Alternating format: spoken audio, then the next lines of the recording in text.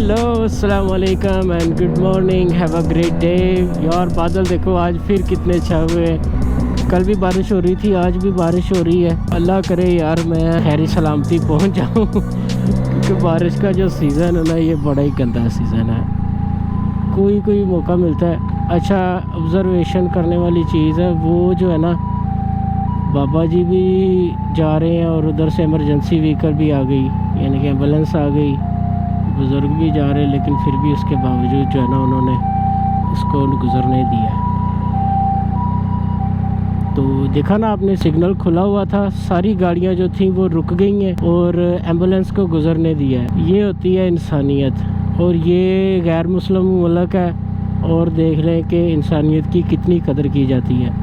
हम एक Muslim country होने के बावजूद जो है ना एम्बुलेंस के पीछे लगा लेते हैं कि चलो जी एम्बुलेंस को तो रास्ता मिलना ही है तो चलो साथ हम भी निकलेंगे। बल्कि एम्बुलेंस को रास्ता देता कौन है? उधर बेचारी फंसी होती है।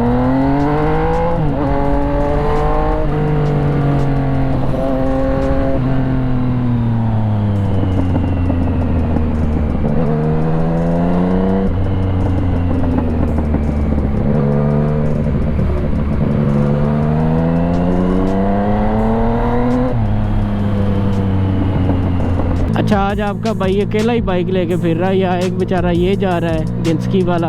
अच्छा जो 50 सीसी मोटरसाइकिल होती है ना जापान में उसको कहते हैं गेंसकी। आपने नोटिस की होगी एक बात कि जापान में ना बाइक्स बहुत कम है, दूसरे मुल्कों की निस्बत भी बहुत कम है। जैसा कि कह लें यूएस कनाडा में तो फिर भी बहुत ज़्यादा बाइक्स हैं, उसकी निस्बत तो जापान में बहुत कम है। हालांकि कावासाकी, होंडा, सुजुकी हो गई, इतने ज़बरदस्त ब्रांड्स हैं इनके, दुनिया की सबसे बेस्ट बाइक्स ये बनाते हैं। फिर भी उसके बावजूद इतनी कम क्यों नज़र आती हैं रोड पे? आप देखें कोई बाइक नज़र नहीं आ रही होगी।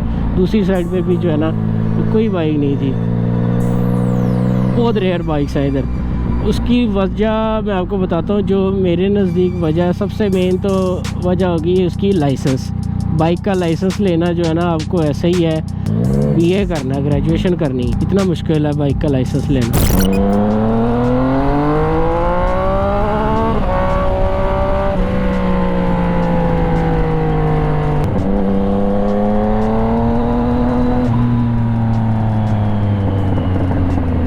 वो देखिए वो बंदे ने ना निकलना है गैसोलीन स्टेशन से, वो बाहर निकलेगा और ये वाला गाड़ी वाला जो है ना नेचुरली उसको रास्ता देगा निकलने के लिए। ये नहीं करेगा कि जाके उसके आगे लगा दे, नहीं भी मैं निकलूँ पहले क्योंकि मैं तो मेन रोड पे खड़ा हूँ। नहीं, ऐसा नहीं करते। एक्चुअली जापानीज़ लोगों में ना पेशेंस और एहसास बहुत ज़्यादा है दूसरे लोगों की निस्बत। उसने मेन रोड पे आना है, ये उसका राइट है। इसको भी पता है कि उसने आना है तो ये इधर पीछे खड़ा रहेगा और खड़ा होके उसको पहले निकलने देगा, फिर खुद ये जाएगा। अब सिग्नल रेड है, जैसे ही ग्रीन होगा ये खड़ा रहेगा, ये नहीं आगे मूव करेगा गाड़ी। उसने फिर आगे आना है, उसने रोड पे आ जाना ना, फिर उसने इसका शुक्रिया भी अदा करना है। और देखना 2 इंडिकेटर जो है ना हैज़र्ड लगा के वो ब्लिंक भी करेगा इसको थैंक यू करने के लिए। अब आपको नज़र आया होगा, हाँ उसने लगाए थे हैज़र्ड, मैंने रिकॉर्ड किया। बस एक दफ़ा लगाए थे लेकिन उसको चाहिए था कि 2-3 दफ़ा हैज़र्ड करता ताकि इस बंदे को पता चल जाता कि भाई उसने मुझे थैंक यू बोला है। ये जापान में कोई रूल नहीं है कि आपने लाजमी ये डबल इंडिकेटर दे के यानी कि हैज़र्ड लगा के अगले बंदे को शुक्रिया अदा करना ही करना है। नहीं, ये आपका अपना ज़मीर है कि आप अगले बंदे का किस तरह से शुक्रिया अदा कर रहे हैं कि आपको उसने रोड पे आने दिया, रास्ता दिया। ये अच्छा बाइक की मैं कैटेगरीज़ की बात कर रहा था। इनकी 3 कैटेगरीज़ हैं। नंबर 1 है 50 सीसी बाइक है, की एक और कैटेगरी आती है 400 सीसी। 400 सीसी के बाद 1000 सीसी बाइक्स और ओवर 400 से ऊपर जितनी भी है ना वो सारी एक कैटेगरी में आती है। तीनों कैटेगरीज के लिए आपको 3 ड्राइविंग लाइसेंस की ज़रूरत होती है। अगर आप बड़ी बाइक का एक ही लाइसेंस ले लेंगे ना तो आप बाकी सारी छोटी बाइक्स भी चला सकते हैं, लेकिन बड़ी बाइक का जो लाइसेंस है ना वो बड़ा ही डिफ़िकल्ट है।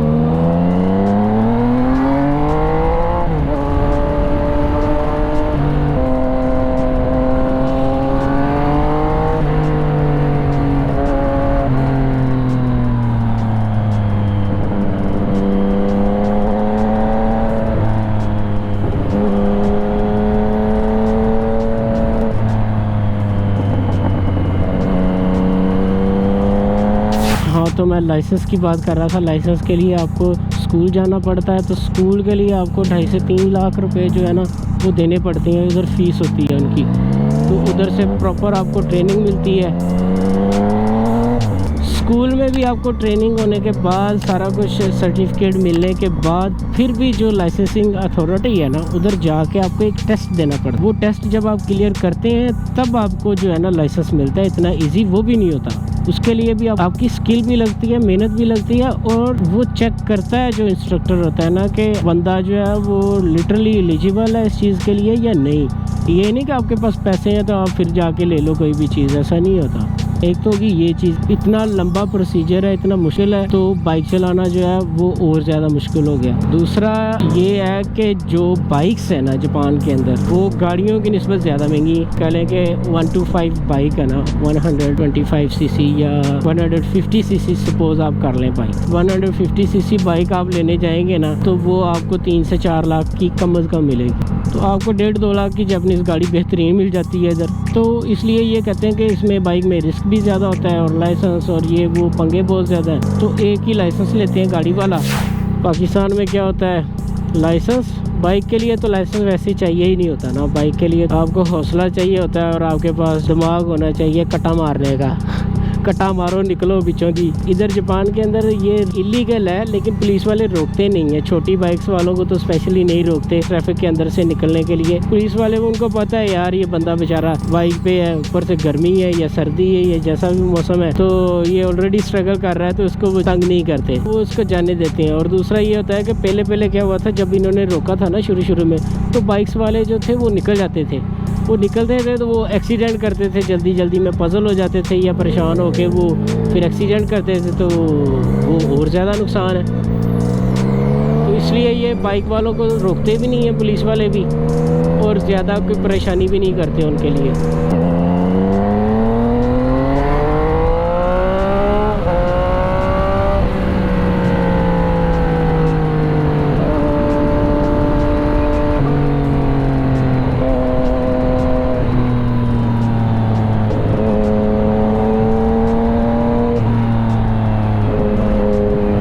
हाँ जी, तो उम्मीद करता हूँ आपको आज की वीडियो पसंद आई होगी। अगर पसंद आई है तो लाइक शेयर कमेंट कीजिएगा, और अगर आपने चैनल को सब्सक्राइब नहीं किया हुआ तो प्लीज़ सब्सक्राइब करें। Thank you so much for watching. तो मिलते हैं इंशाल्लाह नेक्स्ट वीडियो में, तब तक के लिए अपना ख्याल रखें और भाई को दुआ में याद रखें। सायोनारा, बाय बाय, अल्लाह हाफिज़।